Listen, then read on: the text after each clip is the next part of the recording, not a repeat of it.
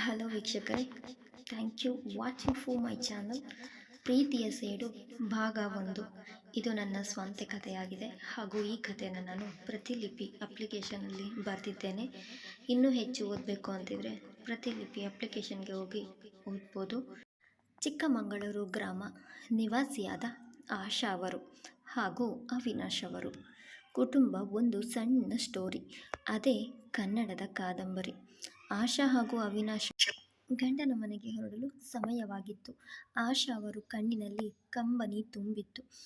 ಇಷ್ಟು ವರ್ಷ ತನ್ನ ತವರ ಮನೆಯಲ್ಲಿ ಬಾಲ್ಯ ಕಳೆದ ನೆನಪುಗಳು, ಬಾಲ್ಯದಲ್ಲಿ ಮಾಡಿದ ನೆನಪು, ಸಿಹಿ ಕಹಿ ನೆನಪುಗಳು ಹಾಗೂ ಆಟ ಪಾಠ ಎಲ್ಲವನ್ನೂ ನೆನೆದು ತನ್ನ ತವರು ಮನೆಯನ್ನು ಬಿಟ್ಟು ಹೊರಡಲು ಮನಸ್ಸಾಗದೆ ಕಣ್ಣುಗಳು ತುಂಬಿ ಬಂದಿದ್ದವು. ತಕ್ಷಣವೇ ತನ್ನ ತಾಯಿಯ ಬಳಿಗೆ ಬಂದ ಆಶಾ ಅವರು, ಅಮ್ಮ, ನನ್ನನ್ನು ತಬ್ಬಿಕೊಂಡು ಅಳಲು. ಅಮ್ಮ, ನಾನು ಅವರ ಮನೆಗೆ ಕಳುಹಿಸಿ ಕೊಡಬೇಡಿ, ನನಗೆ ನಿಮ್ಮನ್ನು ಬಿಟ್ಟು ಇರಲು ಸಾಧ್ಯವಿಲ್ಲ ಎಂದು ದುಃಖಿತರಾದರು. ಬಿಟ್ಟು ಇರಲು ಸಾಧ್ಯವಿಲ್ಲ ಎಂದು ಹಾಗೂ ಅಪ್ಪನನ್ನು ಕೂಡ ಬಿಟ್ಟು ಇರಲು ಸಾಧ್ಯವಿಲ್ಲ, ಒಂದು ಕ್ಷಣವೂ ಕೂಡ ನನ್ನಿಂದ ಸಾಧ್ಯವಿಲ್ಲ ಎಂದು ಕಣ್ಣುಗಳಲ್ಲಿ ಕಂಬನಿ ತುಂಬಿ ಕೆಳ ಜಾರಲು ಅನು ಅವರು ಮಗಳ ಬಳಿಗೆ ಬಂದು, ನೋಡು ಕಂದ, ಅಳಬೇಡ.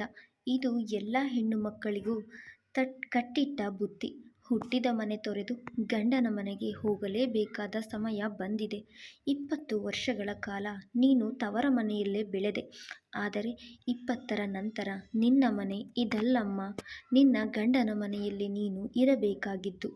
ಇದುವೇ ಸತ್ಯದ ಸಂಗತಿ ಎಂದು ದಯವಿಟ್ಟು ಅರ್ಥ ಮಾಡಿಕೊಳ್ಳು ಎಂದು ಅನು ಅವರು ತನ್ನ ಮಗಳಿಗೆ ಸಮಾಧಾನ ಮಾಡಿ ಅವಳನ್ನು ಗಂಡನ ಮನೆಗೆ ಕಳುಹಿಸಲು ಕಾರು ಹತ್ತಿರ ಬಂದು ಅವಳನ್ನು ಅವಿನಾಶ್ ಜೊತೆಗೆ ಕಾರಿನ ಬಳಿ ಬಿಡಲು, ತನ್ನ ಮಗಳನ್ನು ಚೆನ್ನಾಗಿ ನೋಡಿಕೊಳ್ಳಿ, ಅವಳಿಗೆ ಯಾವುದೇ ಕೆಲಸ ಮಾಡಲು ಬರುವುದಿಲ್ಲ, ಅವಳನ್ನು ನಾವು ತುಂಬ ಪ್ರೀತಿಯಿಂದ ಸಾಕಿದ್ದೇವೆ, ಒಬ್ಬಳೆ ಮಗಳಾಗಿದ್ದ ಕಾರಣ ಹಾಗಾಗಿ ಅವಳಿಗೆ ಏನೇನು ಕೊಡೋದು ಕೊರತೆ ಕೂಡ ಬಾರದ ರೀತಿ ಅವಳನ್ನು ಕಳಿಸಿ. ಅನು ಅವರು ಅವಿನಾಶ್ ಕೈಗೆ ತನ್ನ ಮಗಳ ಕೈಯನ್ನು ಕೊಟ್ಟು, ನೋಡಪ್ಪ ಅವಿನಾಶ್, ನನ್ನ ಮಗಳು ಹುಟ್ಟಿದಾಗಿನಿಂದಲೂ ಏನು ತಪ್ಪು ಯಾವುದು ಸರಿ ಎನ್ನುವುದು ತಿಳಿದಿಲ್ಲ. ದಯವಿಟ್ಟು ಅವಳನ್ನು ತಿಳಿಯದೆ ಏನಾದರೂ ತಪ್ಪು ಮಾಡಿದರೆ ಅವಳಿಗೇನು ಮನಸ್ಸಲ್ಲಿ ಇಟ್ಟುಕೊಳ್ಳಬೇಡ, ಅವಳನ್ನು ಕ್ಷಮಿಸಿಬಿಡಪ್ಪ.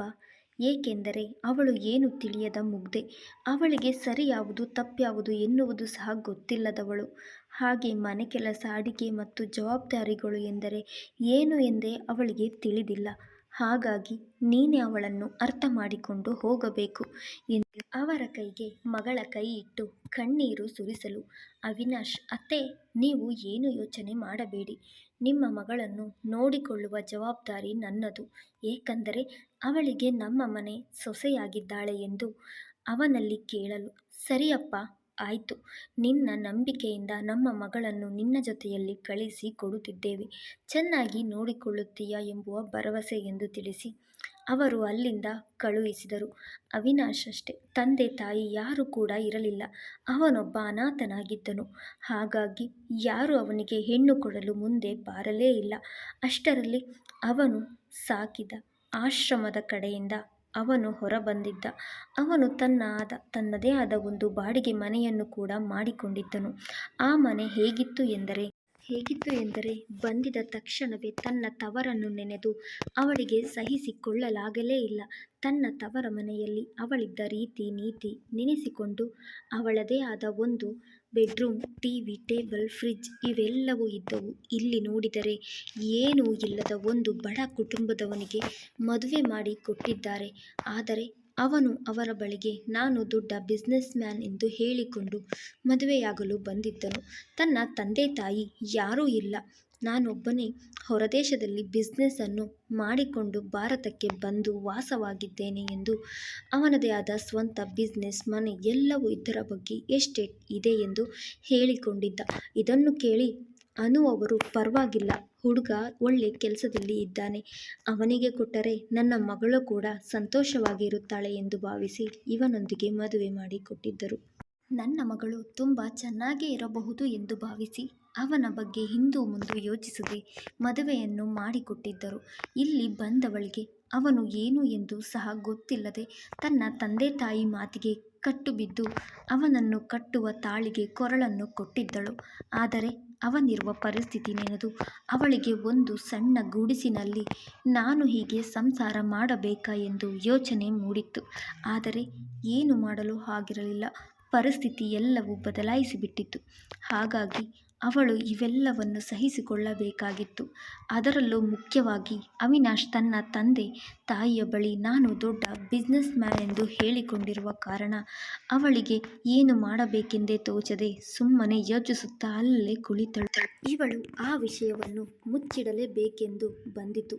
ಆದರೂ ಕೂಡ ವಿಧಿ ಇದೆಲ್ಲ ಇನ್ನೊಂದಿಗೆ ಸಂಸಾರ ಹೇಗೆ ಸಾಗಿಸಿಕೊಂಡು ಹೋಗುವುದು ಎಂದು ಅವನು ಕಟ್ಟಿರುವ ತಾಳಿಗೆ ಬಂದಿಯಾಗಿ ಬಂದಿರುವವಳು ಹೆಣ್ಣಿಗೆ ತವರ ಮನೆ ಮತ್ತು ಹಿಂತಿರುಗಲು ಆಗುವುದೇ ಇಲ್ಲ.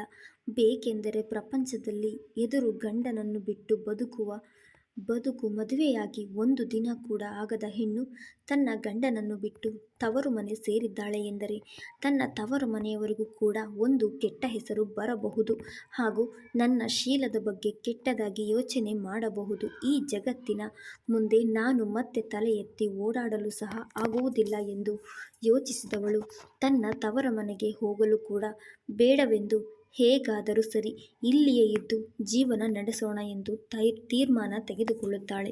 ನಡೆಸಲೇಬೇಕು ಎಂದು ಯೋಚಿಸಿ ಮುಂದೆ ಏನು ಮಾಡಬೇಕು ಅರಿವಿಲ್ಲದೆ ಏನಾದರೂ ಸರಿ ಎಂದು ಸುಮ್ಮನೆ ಒಳಗೆ ಬಂದು ಸೀರೆಯನ್ನು ತೆಗೆದು ಬಟ್ಟೆ ಬದಲಾಯಿಸಿಕೊಂಡು ಹಾಗೆ ಸುಮ್ಮನೆ ಕುಳಿತವಳನ್ನು ಕೊಂಡಳು. ಬೆಳಗ್ಗೆಯಿಂದ ಪ್ರಯಾಣ ಮಾಡಿ ಕಾರಣ ಅವಳಿಗೆ ಹೊಟ್ಟೆ ತುಂಬ ಹಸಿವಾದರೂ ಕೂಡ ಮನೆಯಲ್ಲಿ ಏನಿದೆ ಎಂದು ಹುಡುಕಲು ಬಂದವಳಿಗೆ ಒಂದೆರಡು ಮಣ್ಣಿನ ಮಡಿಕೆ, ಒಂದು ಮಣ್ಣಿನ ಕೊಡವಿತ್ತು. ಅದನ್ನು ಕಂಡವಳಿಗೆ ಮಣ್ಣಿನ ಮಡಿಕೆಯನ್ನು ತೆಗೆದು ನೋಡಿದವಳಿಗೆ ಅದರಲ್ಲಿ ಏನೂ ಇರಲಿಲ್ಲ. ಅದರಲ್ಲಿ ಇದ್ದ ಅನ್ನ ಅಳಿಸಿ ಹೋಗಿತ್ತು. ಹೊಟ್ಟೆ ತುಂಬನೇ ಹಸು ತಾಳಲಾರದೆ ಅವಳ ಕಣ್ಣ ಕಂಬನಿ ಜಾರಿ ಕೆಳಗೆ ಬಿತ್ತು. ನೀವು ವಿಧಿ ಆಟ ಹೇಗಿದೆ ನೋಡು, ನಾನು ಎಂಥವರ ಮನೆಯಲ್ಲಿ ಹುಟ್ಟಿದೆ ಹಾಗೂ ಎಂಥವರ ಮನೆಗೆ ಬಂದು ಸೇರಿದೆ. ನಾನು ಏನು ಪಾಪ ಮಾಡಿದ್ದೆ. ಅಲ್ಲೇ ಕುಸಿದು ಅಳುತ್ತಾ ಕುಳಿತಳು. ಆದರೆ ಹಸಿವು ತಾಳದೆ ಕೂಡ ಕೊಡದ ಬಳಿ ಬಂದು ಒಂದು ಲೋಟ ನೀರನ್ನಾದರೂ ತೆಗೆದುಕೊಂಡು ಕುಡಿಯೋಣ ಎಂದು ಬಂದವಳಿಗೆ ಕೊಡದಲ್ಲಿ ಒಂದು ಹನಿ ಕೂಡ ನೀರು ಇರಲಿಲ್ಲ. ಸರಿ ಹೋಯಿತು, ಇನ್ನೇನು ಮಾಡಲು ಸಾಧ್ಯವಿದೆ, ನಾನೇ ಹೋಗಿ ಒಂದು ಕೊಡ ನೀರು ತೆಗೆದುಕೊಂಡು ಬರುವೆ ಎಂದು ಹೊರಗೆ ಬಂದವಳಿಗೆ ಸುತ್ತಲೂ ಕಣ್ಣಾಡಿಸಿದರೆ ಎಲ್ಲೆಲ್ಲೂ ಒಂದು ನಲ್ಲಿ ಕೂಡ ಇರಲಿಲ್ಲ ಹಾಗೂ ಹಳ್ಳ ಎಲ್ಲೂ ಕಾಣಲಿಲ್ಲ. ಹಳ್ಳದಲ್ಲಿ ಒಂದು ಕೊಡ ನೀರನ್ನು ತುಂಬಿಕೊಂಡು ಬಂದವಳು ಮನೆಗೆ ಬಂದು ನೀರು ಕುಡಿದು ಹೊಟ್ಟೆ ತುಂಬಿಸಿಕೊಂಡಳು. ಗಂಡನಿಗಾಗಿ ಕಾಯುತ್ತಾ ಕುಳಿತಿದ್ದಳು. ಅವಿನಾಶ್ ಅವರಂತೂ ಕರೆದುಕೊಂಡು ಬಂದು ಮನೆಯಲ್ಲಿ ಬಿಟ್ಟು ಹೋದವನು ಎಲ್ಲಿ ಹೋದನೆಂದೇ ಅರಿವಿಲ್ಲದೆ ರಾತ್ರಿಯಾದರೂ ಕೂಡ ಅವನು ಮನೆಗೆ ಬರಲೇ ಇಲ್ಲ. ರಾತ್ರಿ ಎಲ್ಲ ಗಾಬರಿಯಿಂದ ಭಯದಿಂದ ಒಬ್ಬಳೇ ಬಾಗಿಲು ಹಾಕಿಕೊಂಡು ಮಲಗಿದ್ದಳು. ಆದರೂ ಕೂಡ ಇತ್ತ ಗಂಡನ ಪಥ್ಯವೇ ಇರಲಿಲ್ಲ. ಅದರಲ್ಲೂ ಕತ್ತಲೆಯಾಗಿತ್ತು. ಮನೆಯಲ್ಲಿ ಒಂದು ದೀಪ ಕೂಡ ಇರಲಿಲ್ಲ.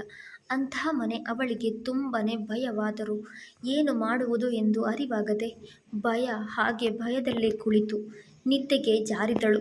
ಬೆಳಗಿನ ಜಾವ 6 ಗಂಟೆಯಾದ ಮೇಲೆ ಬಾಗಿಲನ್ನು ತೆಗೆದಾಗ ಅವಿನಾಶ್ ಅವರು ಹೊರಗಡೆ ಜಗಲಿ ಮೇಲೆ ಮಲಗಿಕೊಂಡಿದ್ದನ್ನು ಕಂಡು ಇವರು ಎಷ್ಟೊತ್ತಿಗೆ ಬಂದರು, ಇಷ್ಟೊತ್ತಾದರೂ ಬರಲೇ ಇಲ್ಲವೆಂದು ಹೊರಗೆ ನೋಡಿದವಳಿಗೆ ತನ್ನ ಪತಿ ಹೊರಗೆ ಮಲಗಿರುವುದು ಕಂಡು ಅವರ ಬಳಿಗೆ ಬಂದವಳು.